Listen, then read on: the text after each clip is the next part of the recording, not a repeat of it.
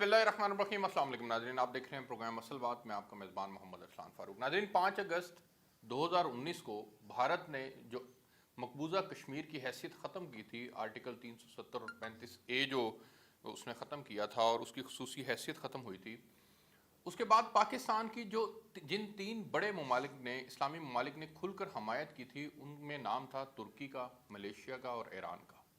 ये 3 ममालिक खुलकर पाकिस्तान के साथ आए थे। इमरान खान साहब ने यूएन की जो साइड लाइन्स थी वहाँ पर मीटिंग की इन तीनों ममालिक के सरबराहान से। ईरान के सदर नहीं थे, लेकिन ये थे 2, तुर्की और मलेशिया के। और इनके साथ एक नया इनिशिएटिव लेने की बात की गई, एक नया ब्लॉक बनाने की बात की गई, और फिर उसके ऊपर इमरान खान साहब ने वजारत खारजा की सिफारिशात भी ज़ेर गौर नहीं लाए और उन्होंने उनको हाँ कर दी। लेकिन फिर बाद में ये हुआ कि आपको सऊदी अरब जाना पड़ा। सऊदी अरब के तहफ़्फ़ुज़ात थे और उन तहफ़्फ़ुज़ात की बुनियाद पर आपने उस कोलमपुर समिट का में जाने से इनकार कर दिया। करने के लिए उनके साथ तशरीफ रखते हैं प्रोफेसर डॉक्टर फारूक हसनात साहब। आप भी एक अथॉरिटी हैं इंटरनेशनल अफेयर्स पे। डॉक्टर साहब, आपका भी बहुत शुक्रिया ज्वाइन करने के लिए। मैं डॉक्टर साहब आप ही से आगाज़ करना चाहूँगा। फारूक हसनात साहब, पाकिस्तान ने जो अपने आप को साइड लाइन किया इस सारी एपिसोड से, इसका पाकिस्तान को अल्टीमेटली आप क्या देख रहे हैं, फ़ायदा हुआ है? पाकिस्तान का जो नैरेटिव है कि इन्होंने उम्मत मुसलमान को तकसीम होने से बचा लिया है, इस नैरेटिव में कितनी जान है? देखिए, बात यह है कि जब अक़वाम मुत्तहिदा का इजलास हो रहा था सितंबर में, तो उस वक्त इमरान खान साहब ने तकरीर की थी जनरल असम्बली में, जिसमें इस्लामोफोबिया का जिक्र था और जिसमें कश्मीर का भी जिक्र था। तो इनकी जब मुलाकात हुई महातिर मोहम्मद से और सदर अर्दोगान से, जैसे आपने कहा पहले शुरू में कि इन्होंने ही कश्मीर की बात की थी, बाकियों ने तो की भी नहीं थी। तो इनका ये कहना था कि हमें एक मीडिया हाउस बनाना चाहिए, तीनों ममालिक मिलके, और जो इस्लामोफोबिया का प्रोपेगेंडा है उसका मुकाबला करना चाहिए, और फिर जो हमारे अपने मसाइल हैं, हमारे अपने जो मामलात हैं इस्लामी दुनिया के, वो भी हम उसको प्रोजेक्ट करें और हम देखें कि हम कैसे बालादस्ती से जो वेस्ट की है हम उससे बच सकते हैं। ये उसी सिलसिले की कड़ी थी कि एक समिट इजलास बुलाया गया और उसमें हमारे जो वज़ीर आज़म हैं उन्होंने ना सिर्फ वो नहीं गए, उन्होंने उसका बाइकआउट किया। बाइकआउट मैं इसलिए कह रहा हूँ कि देखिए, एक तो वो खुद नहीं गए, फिर वज़ीर ख़ारजा भी नहीं गए, उसके बाद जो वहाँ पे हमारे हाई कमिश्नर हैं उन्होंने भी वहाँ पे एक सिंबॉलिक रिप्रेजेंटेशन भी नहीं की। बिल्कुल। और इसकी देखिए, मैं इसके दो देखूँगा इसके इफ़ेक्ट्स। एक तो ये है पाकिस्तान की खुद मुख्तारी, जिसको सॉवरेनिटी हम कहते हैं। अगर सॉवरेनिटी का मतलब ये है कि ममालिक अपने जो मफादात हैं उसको सामने रख कर फैसला करते हैं और दूसरे ममालिक की डिक्टेशन नहीं लेते। अगर आप ये नहीं करते तो फिर आप एक खुद मुख्तार मुल्क की हैसियत खो देते हैं, या फिर आप कॉलोनी हैं या फिर आप वेसल स्टेट हैं, आप एक सॉवरेन मुल्क नहीं हैं। दूसरा इसका ये पहलू है कि आपने एक वादा किया, आपने एक बात की, आपने इनिशिएटिव लिया और आप भाग गए, बैकआउट कर दिया, तो आपकी अब किस बात पे कौन कोई यकीन करेगा? तो ये दोनों एंगल से अगर हम देखें तो मेरा अपना ख्याल है कि बहुत नुकसान पहुंचाया है हमारे वज़ीर आज़म ने पाकिस्तान के मफादात को भी और पाकिस्तान की जो क्रेडिबिलिटी है। और आइंदा जो आप सोच सकते हैं, महातिर मोहम्मद इतने वो जाने पहचाने और इतने जो हैं एक ऑनेस्ट एक लीडर समझे जाते हैं। इसी तरह अर्दोगान जो है, उन्होंने हर मामले पे और उनका बड़ा कंट्रीब्यूशन है सर, बहुत उन्होंने उम्मत मुसलमान को एक उम्मत बनाने के उसके अंदर उन्होंने कंट्रीब्यूट किया। दूसरा, अपने मुल्क के लिए उन्होंने बहुत बड़ा कंट्रीब्यूशन। आखिरी मैं बात करूंगा कि देखिए, इसमें बात ये होती है कि जो पायदार दोस्तियाँ होती हैं सफारती मैदान में, वो वही होती हैं जब एक दूसरे के मफादात को समझे ममालिक। सऊदी अरब ने पाकिस्तान के मफाद की परवाह नहीं की। उन्होंने इस तरह डिक्टेशन दी कि आप वहाँ पे ना जाएं और यहाँ पे मसावी कोई तंजीम बन रही है। देखिए, अगर मसावी तंजीम ही बननी है तो जीसीसी क्या कर रहा है? जीसीसी बनाने की क्या जरूरत थी जब इस्लामिक कॉन्फ्रेंस मौजूद थी? फिर अरब लीग की क्या जरूरत है? वो आपने मसावी तंजीमें नहीं बनाई हुई। पाकिस्तान ने जो आरसीडी बनाया था ईरान और तुर्की के साथ, जो ईसीओ कहलाता है, तो ये मसावी तंजीम का मामला नहीं था, ये इनका अपना एक इनकी जिद और वहां पे और अपने आप को इम्पोज करना, ये इससे ज्यादा। बिल्कुल ठीक है। मैं अरब ये कर पाएगा, मैं पाकिस्तान क्या कर पाएगा? मैं एक ब्रेक लेना चाहता हूँ जी। ब्रेक से वापस आते हैं तो प्रोफेसर डॉक्टर फारूक हसनात साहब से पूछेंगे कि सर, अब ये सारी एपिसोड हो गई, اس کا پاکستان کو جو ہے وہ اس ساری ایپیسوڈ سے نکلنا کیسے چاہیے اور کس طرح سے جو ہے جو اس کا نقصانات ہیں وہ آئندہ آنے والوں میں دنوں میں کیا نقصانات اس کے ہو سکتے ہیں، اس کے اوپر آج کے پروگرام کے اندر بات کریں گے. ساتھ رہیے.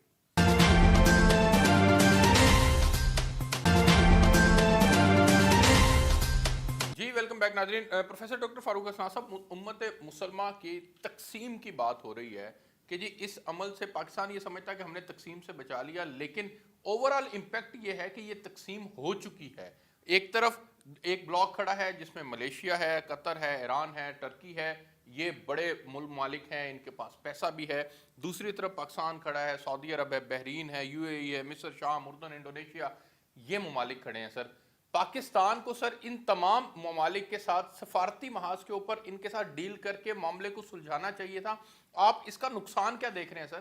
نہیں، میرا نہیں خیال کہ یہ تقسیم کی کوئی باتیں ہیں. دیکھیے اب وہاں پہ یہ بھی ہم ایک چیز کہنا بھول گئے کہ انڈونیشیا کے نائب صدر بھی آئے ہوئے تھے وہاں پہ، تو خاصی ریپرزنٹیشن تھی، اور قطر بھی تھا. بات یہ ہے کہ آسین کے ممبر ہیں دونوں، ملیشیا اور انڈونیشیا، کیا وہ مساوی تنظیم بنا رہے ہیں؟ ہم سارک کے ممبر ہیں، کیا مساوی تنظیم بنا رہے ہیں؟ ممالک کے اپنے انٹرسٹ ہوتے ہیں اور وہ مساوی تنظیم کی بات نہیں ہوتی. لیکن سر جو ٹرکی اور ملیشیا کے ٹرکی کے پریزیڈنٹ نے جو بات کی ہے اور مہدیر محمد نے جو بات کی ہے، ان دونوں نے ڈائریکٹلی پاکستان کو مورد الزام ٹھہرایا ہے. دونوں نے ایون ترکی کے پریزیڈنٹ نے تو انٹرویو دیا اور انہوں نے کہا جی سعودی عرب کی دھمکی کی وجہ سے انہوں نے یہ کام نہیں کیا. چونکہ وہ ان کو اطلاع ملی ہوگی نا سچ. اور فارن آفس کی آپ نے بات کی، فارن آفس نے ریکمینڈ کیا تھا کہ ہر صورت میں کوالالمپور جانا چاہیے. اچھا دیکھیے، میں ایک اور ذرا تھوڑی سی ہٹ کے بات کروں گا، لیکن اسی سلسلے میں پریشرز پاکستان پہ پہلے بھی آتے رہے ہیں. جب پاکستان نے چین کے ساتھ قریبی تعلقات بنانے کی کوشش شروع کی 1960 کی دہائی میں، امریکہ اس کا دشمن نمبر 1 تھا چین کا. امریکہ نے اتنا پاکستان پہ پریشر ڈالا، اور اس وقت پاکستان ٹوٹلی ڈیپینڈ کرتا تھا امریکی امداد کے اوپر، فوجی بھی اور اقتصادی بھی، اور سینٹو کا بھی ممبر تھا اور سیٹو کا بھی ممبر تھا. پاکستان نے بالکل صاف کر دیا تھا. میں نے خود ایک ڈاکیومنٹ دیکھا ہے سیٹو کا، جو پروسیڈنگز ہوئی تھیں، اس میں پاکستان نے کلیئرلی کہا تھا کہ سیٹو ہمیں پتہ ہے چین کے خلاف ہے، لیکن ہم چین کے خلاف نہیں جائیں گے اس معاہدے میں رہتے ہوئے بھی. وہ ہم نے سہا. اس کے بعد آپ دیکھیے 1991 میں ہمارے ایک آرمی چیف نے صاف طور پہ کہا، اسلم بیگ صاحب نے، کہ پاکستان کو دستے نہیں بھیجنے چاہیے سعودی عرب میں. نواز شریف نے بھیج دیے، لیکن آرمی چیف نے اپنا ایک سٹینڈ لیا. سعودی عرب نے اس کو سمجھا کہ یہ ان کی ایک سٹینڈ ہے. حال ہی میں آ جائیے یمن کے اوپر، جب سعودی عرب نے کہا کہ فوجیں بھی اپنی دو، تو ایئر فورس بھی دو، تو نیوی بھی دو، اور چڑھ دوڑو یمن کے اوپر. پاکستان کی پارلیمنٹ نے نیوٹرلٹی کا اعلان کیا. یہی تو سوال کر رہا ہوں کہ پاکستان کو سفارتی تعلقات کا استعمال کرتے ہوئے یا تو سعودیہ کو کنونس کر لیتے یا انہیں کنونس آپ کر لیتے نا، تو آپ معاملہ پارلیمنٹ میں لے جاتے نا. اب پارلیمنٹ کو آپ نے اس طرح ٹریٹ کیا جیسا کہ وہ چیز ہی کوئی نہیں ہے. فارن آفس کو اٹھا کے آپ نے باہر پھینکا. وہ سارے آپ کو کہتے ہیں خدا کے لیے کوالالمپور جائیے، اور سعودیز کو بعد میں آپ جو بھی کرنا ہے آپ کر لیں. لیکن یہ ہمارے نہیں مانا انہوں نے. پارلیمنٹ کو پوچھا بھی نہیں، سرسری طور پہ بھی اس کا اجلاس نہیں بلایا، کسی اپوزیشن لیڈر سے مشورہ بھی نہیں کیا. آپ یونیلیٹرل فیصلے سے نہیں کرتے ممالک کے جب اتنے اہم ایشوز آتے ہیں. دوسری بات یہ میں جو آپ نے بھی اشارہ کیا، کوئی سعودی عرب نے کوئی احسان نہیں ہے کہ پاکستان کے وہاں پہ لوگ کام کر رہے ہیں. پاکستان نے بنایا سعودی عرب کو. پاکستان کے اس وقت بھی جب بھی ان پہ مصیبت پڑتی ہے وہ محنت کرتے ہیں پاکستان کو اپنے فوجی دستے بھیجو. اور پہلے بھی گئے، اس وقت بھی 9,000 ہماری فوج گئی پہلے بھی. اس وقت بھی 1,000 کا دستہ وہاں پہ موجود ہے جو ان کی سیکیورٹی کے لیے اور ان کی ٹریننگ کے لیے ہے. اتنا آسان نہیں ہوتا. ہم نکال دیں گے، آپ نکال دیں گے تو آپ فوجیوں کو بھی نکال دیں گے. پروفیسر ڈاکٹر انڈیا کے اوپر بات کریں گے ساتھ.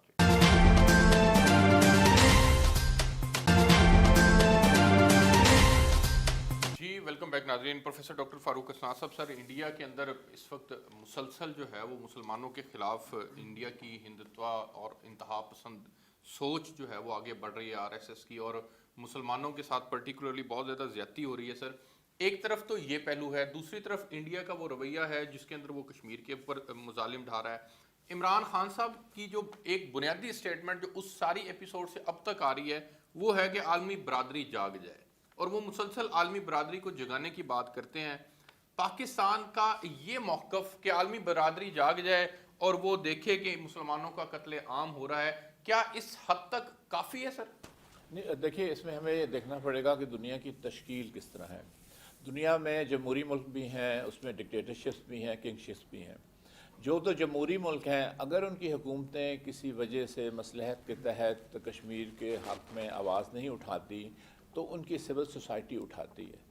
امریکہ کا مثال لیجیے، برطانیہ کا لے لیجیے، اگر حکومتوں نے زیادہ نہیں کہا کشمیر پہ، البتہ ویسے کہا ہے حکومت، اگر آپ کانگریس کو حکومت کا حصہ سمجھ لیں، کانگریس نے پہلی دفعہ ہسٹری میں، تاریخ میں ہیئرنگز کروائیں ہاؤس آف ریپرزنٹیٹیو نے کشمیر کے اوپر، اور اسی طرح برطانیہ میں بھی ہوا۔ لیکن ان کے اخبارات دیکھیے، نیو یارک ٹائمز نے بڑے ہارڈ ہٹنگ آرٹیکلز لکھے ہیں کشمیر کے اوپر، انڈیا کو کنڈیم کیا ہے، واشنگٹن پوسٹ نے، گارڈین نے، دوسرا جو ان کا میڈیا ہے CNN آپ دیکھ لیجئے، انہوں نے کنڈیم کیا۔ اب آئیے آپ ان ممالک کی طرف جو کہ ڈکٹیٹرز ہیں، ہم بات کر رہے ہیں اپنے مسلمان ممالک کی۔ سعودی عرب اور UAE نے سب سے زیادہ مخالفت کی تھی عرب سپرنگ کی، انہوں نے بلینز آف ڈالرز خرچے تھے کہ وہ اس کو سیبوٹاج کریں، بلینز آف ڈالر خرچے تھے کہ مرسی کو ڈسلوج کریں اور CC جیسے ظالم انسان کو، جابر بندے کو وہاں پہ اقتدار پہ لائیں۔ سوڈان میں جب حکومت کے خلاف عوام نکلی تو انہوں نے فوج کو بلینز آف ڈالرز کی امداد دی اور فوجی حاکم کو دعوت بھی دی UAE آنے کی اور سعودی عرب آنے کی۔ یعنی کہ کوئی بھی میس موومنٹ جب نکلتی ہے یہ خوف زدہ ہو جاتے ہیں، یہ ڈر جاتے ہیں اور اس کو سیبوٹاج کرنے کی کوشش کرتے ہیں۔ عراق اور شام کی بھی بات کریں نا، ہاں، شام کے کیا انہوں نے، ہر جگہ انٹرفیئر کیا، کوئی ایسا ملک نہیں جس نے نہیں کیا۔ ان سے ہم توقع رکھیں گے کہ وہ کشمیر کے جو آزادی کی لہر ہے اس کی حمایت کریں گے؟ کبھی بھی وہ نہیں کریں گے۔ ہمیں دیکھیے پاکستان کو سوچ چاہیے، پہلے بھی آپ کے پروگرام میں شاید ہم نے بات کی تھی، پاکستان پبلک اوپینین جو انٹرنیشنل پبلک اوپینین ہے اس کو ایڈریس کرے، اور ہمارا بھی کام بنتا ہے۔ دیکھیے یہ جو آج کل کی جو معاملات ہیں وہ ہائیبریڈ ہوتی ہیں، اس میں صرف ایک شعبہ کام نہیں کر رہا ہوتا۔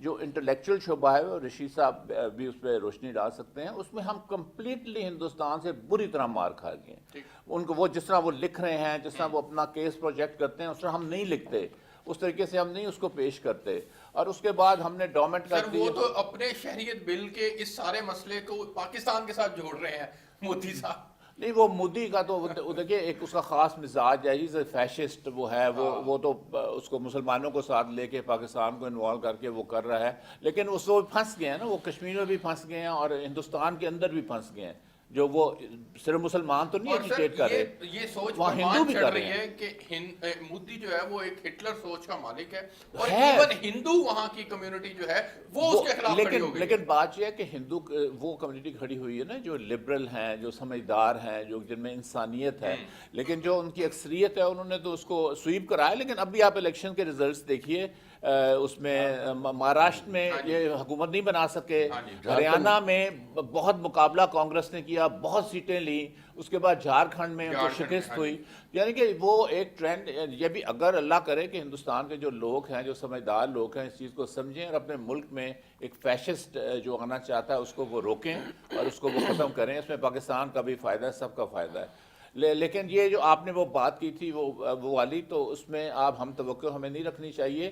غنیمت تھی، یعنی میں ایک آخری بات معاف کریں، غنیمت تھی کہ ملیشیا، ایران اور ترکی پاکستان کی حمایت کر، یہ اتنا زبردست موقع تھا، یہ دھواں دار تقریر وہاں کرتے کوالالمپور میں، اور کشمیر کا مسئلہ پھر سے ابھر کے آ جاتا، ایکٹیو ہو جاتا، کھو دیا موقع۔